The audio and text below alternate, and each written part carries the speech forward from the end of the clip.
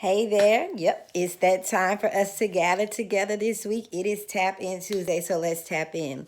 So, if you saw my Facebook post, you saw that I got to share on last week with a group way in Pennsylvania. I was like super excited. I'm like, this is amazing. Like, this is cool. Tap In Tuesday is making itself around the world. I don't get caught up with likes. I don't get caught up with views. I just want to make sure I stay true to the assignment that God has given me. And I know that He will use it wherever He sees fit. So last week when I was doing the Tap In Tuesday, I was kind of giving them some background about Tap In Tuesday, but I also got to do a Tap In Tuesday with them, which kind of sparked some interest or a thought of another self-care technique that we can practice daily to help better take care of ourselves this year. Like, this is the season of taking care of yourself so that you can arise to fulfill the purpose that God has created you for.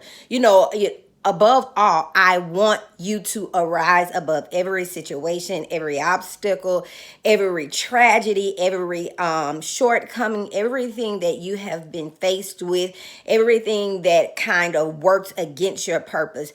My job, my goal, my role is to make sure that you arise to fulfill that purpose for which you were created, which we kind of talk about and go through in the book and workbook, as well as the purpose minded of Little Girl Arise, as well as the Purpose Fulfilled journal. But I thought about something else, and I've been incorporating it in these Tap In Tuesdays, which is the self-care piece.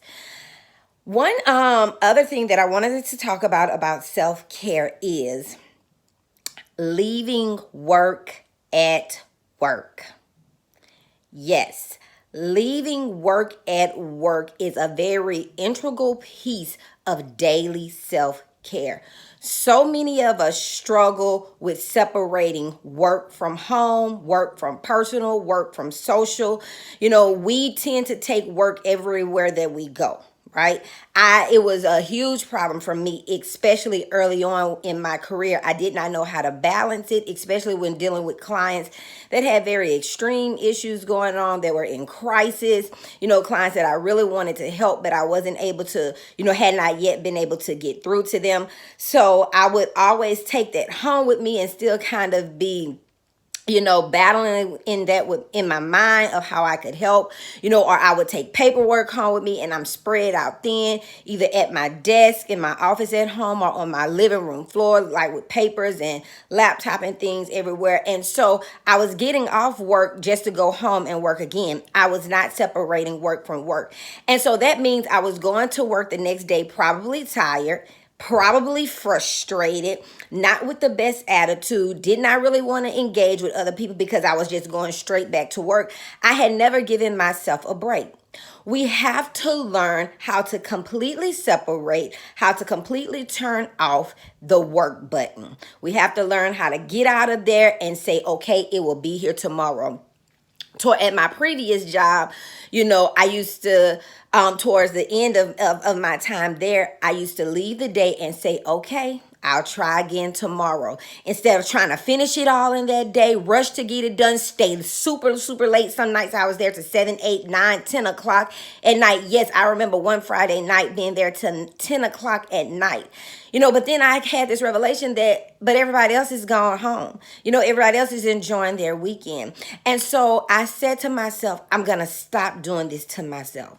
So I had to learn how to separate it and leave work at work, leave my client issues at the office, leave their, paperwork at the office, leave therapist issues or people that I was supervising, leaving those things that I could not control, at work. If I prayed about it, yes, I always pray about work. I always pray for my clients. I pray for those I supervise, those that I work with, even my leaders, those who supervise me.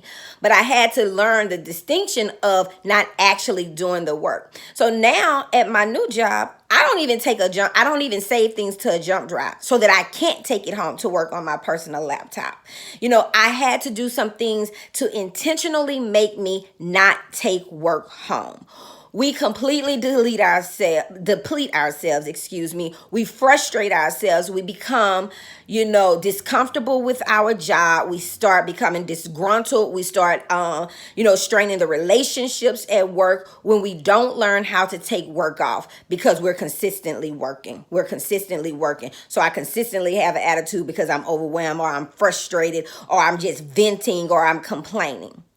Learn to separate it. Learn to turn work off. Learn to leave work at work if you want to take better care of yourself.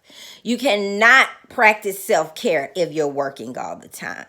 You cannot practice self-love and self-compassion and self-attendance and self-maintenance if you're working all the time.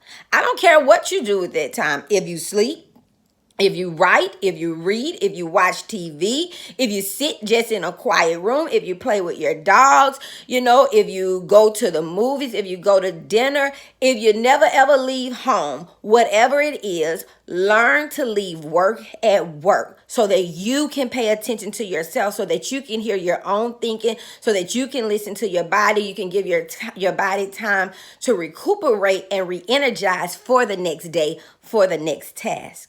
It's super important. I know this one is a little bit longer, and I apologize, but I want you to understand the necessity in absolutely separating work from home, separating work from personal, from pleasure, from relationships, because it will then spill over into those things and cause other problems. So not only will you then start having problems with taking care of yourself, but you'll have problems with your relationships. You'll have problems, with your social life. You'll have problems with your personal things. You'll sometimes have problems with your health because of the stress and the strain of always working, of not being intentional, of setting those things apart. I teach my therapists, we can help our clients. We want to help our clients.